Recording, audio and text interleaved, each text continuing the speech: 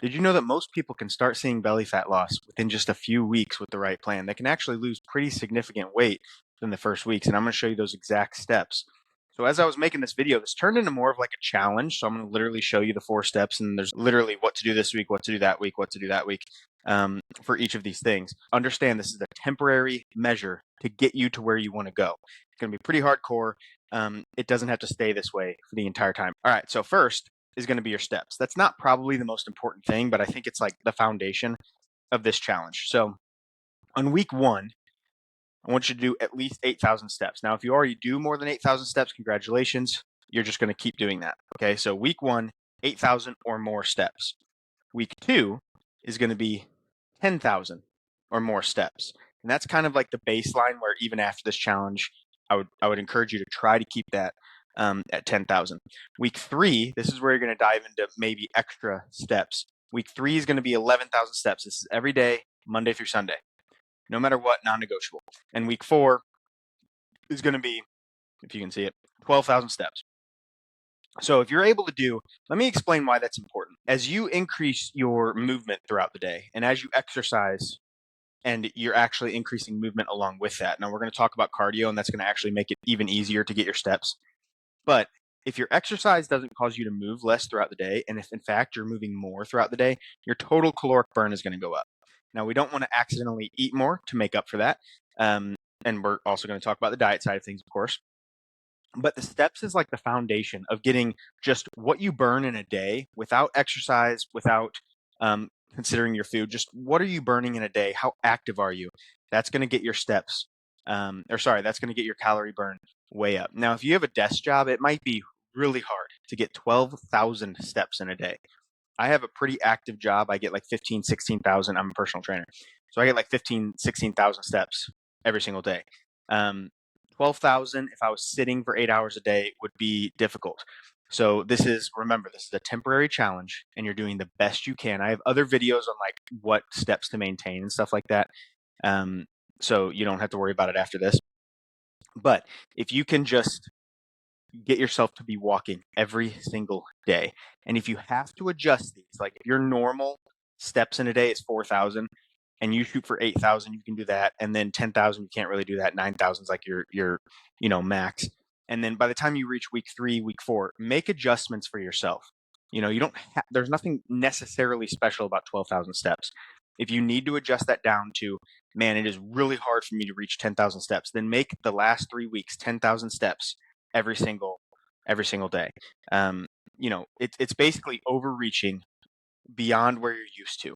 And if you normally, for whatever reason, if you're very overweight and you get 13,000 steps every day, shoot for 14 or 15. Try to push yourself to that extra little bit.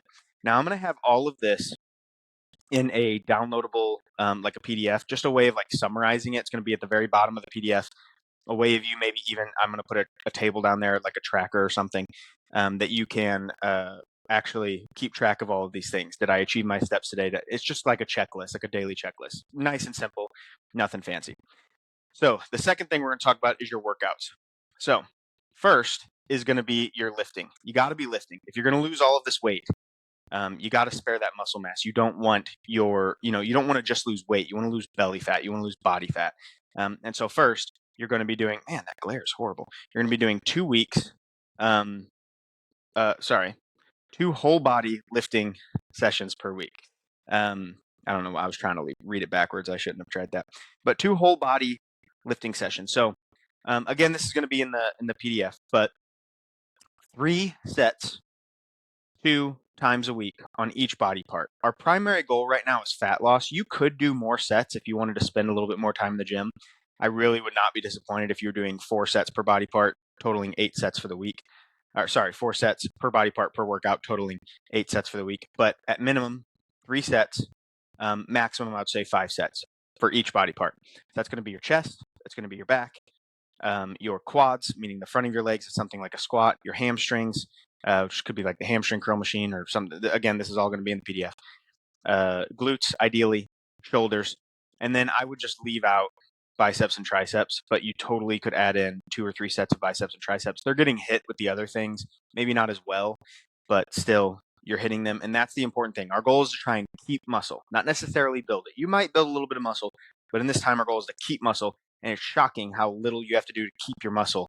And so you might even build muscle with this plan. So that'd be good. So the first thing is those 2 workout sessions, total body, per week. Try to span them out, something like Monday and Thursday, or Monday and Wednesday, or Tuesday and Friday, whatever.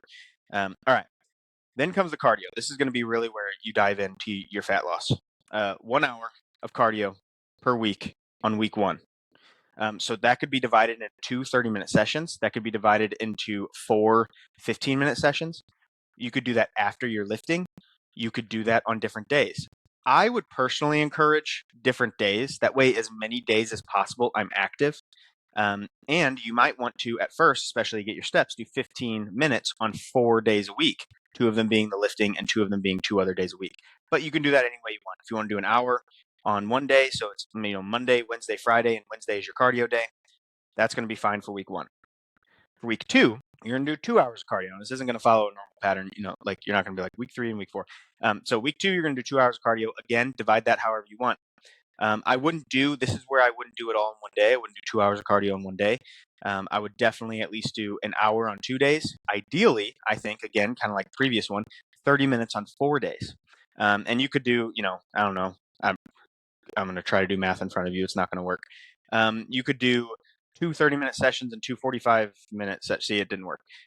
You could mix it up. You could do an hour one day and then 30 minutes another day and 30 minutes another day.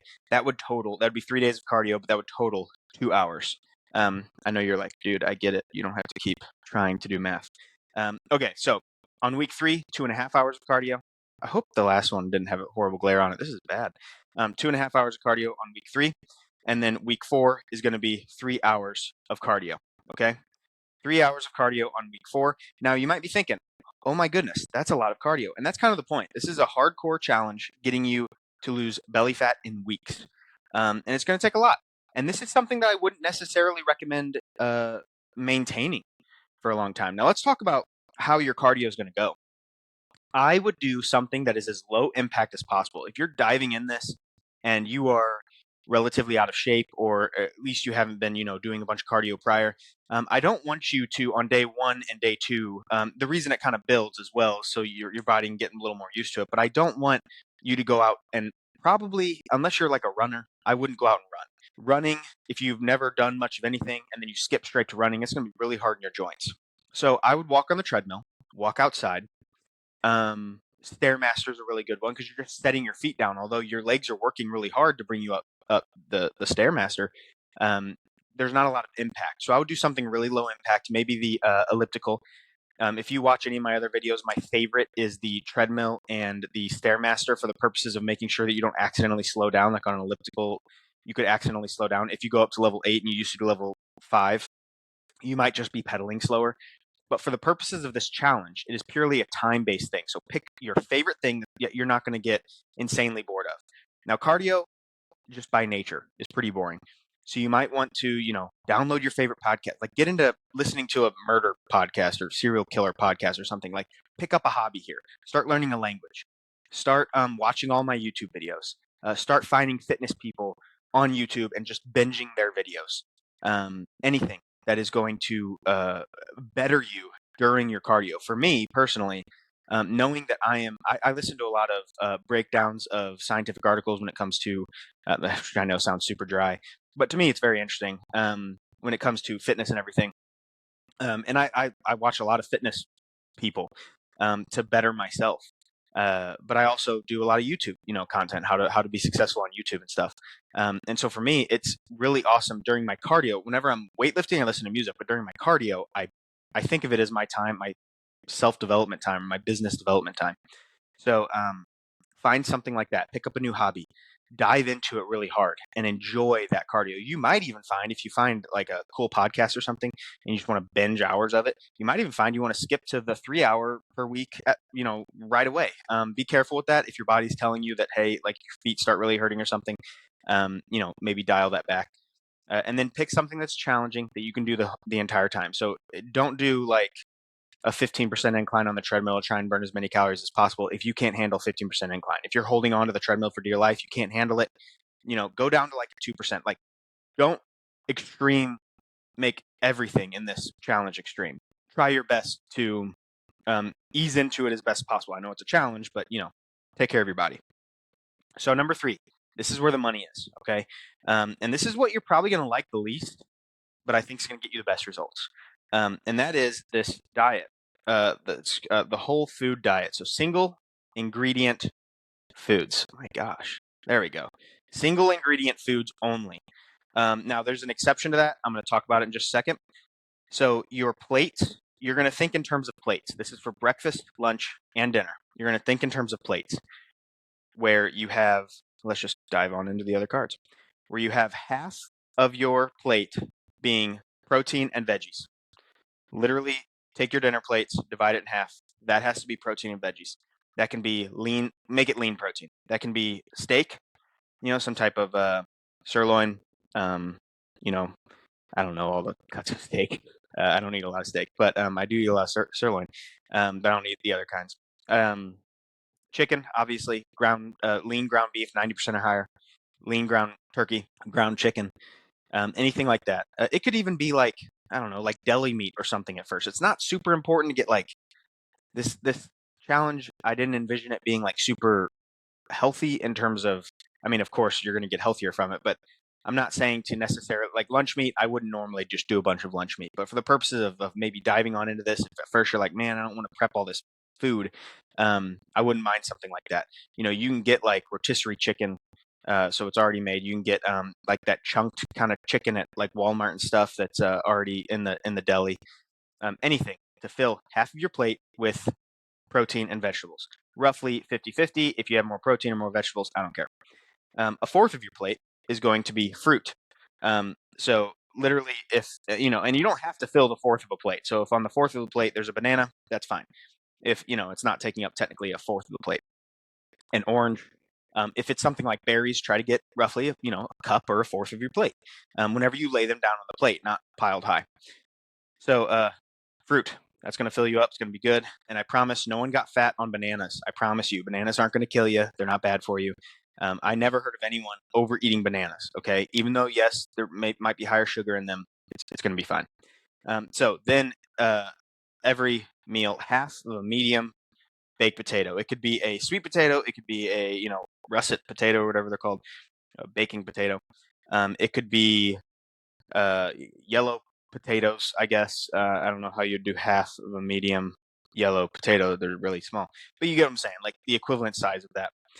That's roughly per day going to be like 250 calories, something like that. So I don't mind you having that potato every single time. Carbs aren't bad. We just need to control them. So single ingredient foods.